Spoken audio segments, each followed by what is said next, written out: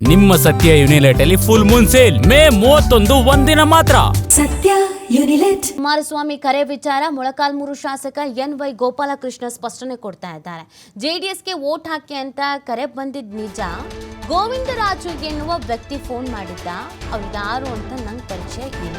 ಯಾವುದೇ ಕಾರಣಕ್ಕೂ ಮತ ಹಾಕಲ್ಲ ಅಂತ ಹೇಳಿದ್ದೆ. ಚಿತ್ರದುರ್ಗ ಜಿಲ್ಲೆಯ ಮೊಳಕಾಲ್ಮೂರಿನಲ್ಲಿ ಗೋಪಾಲಕೃಷ್ಣ ಈ ಹೇಳಿಕೆ ಕೊಡ್ತಾ ಇದ್ದಾರೆ. 7 ಬಾರಿ ಗೆದ್ದಿರುವ ನನಗೆ ಮಂತ್ರಿ ಸ್ಥಾನ ನೀಡಬೇಕು. ಈ ಬಾರಿ ಮಂತ್ರಿ ಆಗ್ತೇನೆ ಎಂಬ ಮಾಹಿತಿ ತಿಳಿದಿದೆ. ಚಿತ್ರದುರ್ಗ ಜಿಲ್ಲೆಯ ಮೊಳಕಾಲ್ಮೂರಿನಲ್ಲಿ ಗೋಪಾಲಕೃಷ್ಣ ಈ ಹೇಳಿಕೆ ಕೊಟ್ಟಿದ್ದಾರೆ.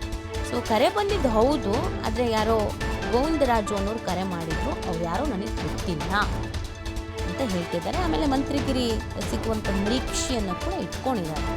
ಸಿಗುತ್ತೆ ಅಂತ ಮಾಹಿತಿ ಇದೆ, ಸಿಗುತ್ತೆ ಅಂತ ಹೇಳಿದ್ದಾರೆ.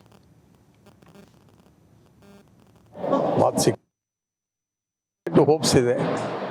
ಯಾವುದೋ ಮೂಲಗಳಿಂದ ಕೂಡ ಮಂತ್ರಿ ಮಾಡ್ತೀವಿ ಅಂತೇಳಿ ಒಂದು ಆಶಾಭಾವನೆ ಆಗಿದೆ. ಅಲ್ಲಪ್ಪ, ಅದು ಮುಗ್ದೋದ ಕತೆ.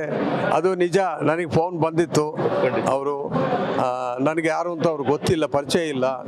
ನನಗೆ ಫೋನ್ ಬಂತು, ಇಲ್ಲೇ ರಾಂಪುರದಲ್ಲಿ ಇರ್ಲಾಗೆ ಬಂತು. ಅಣ್ಣ ನಿಮ್ಮ ತಗ ಬಂದು ನಿಮ್ಮನ್ನು ಮಾತಾಡಬೇಕು ಅಂದರು. ನಾ ಇದ್ಕೊಂಡು ಯಾಕಪ್ಪ, ಯಾವ ಉದ್ದೇಶಕ್ಕೆ, ಯಾರು ನೀವು ಅಂತ ಕೇಳಿದೆ. ಗೋವಿಂದರಾಜು ಅಂತ ಹೇಳ್ಬಿಟ್ಟು ಅವರು ಹೇಳಿದರು. ಅವರು ನನಗೆ ಅಷ್ಟು ಪರಿಚಯ ಇಲ್ಲ. ಅವರು ಅದನ್ನು ಸಾಂಪ್ರದಾಯಿಕವಾಗಿ ಎಲ್ಲರೂ ಹಿಂದೆ ಇಂದಿರಾ ಗಾಂಧಿ ಅವರು ಕೂಡ ಮೊರಾರ್ಜಿ ದೇಸಾಯಿ ಅವರು ಪ್ರಧಾನಮಂತ್ರಿ ಇಂದಿರಾ ಗಾಂಧಿ ಕೂಡ ಅವ್ರ ಮನೆಗೆ ಹೋಗಿ ಓಟ್ ಕೇಳಿದ್ರು ಅನ್ನೋ ಒಂದು ಉದಾಹರಣೆಗಳಿದ್ದಾವೆ.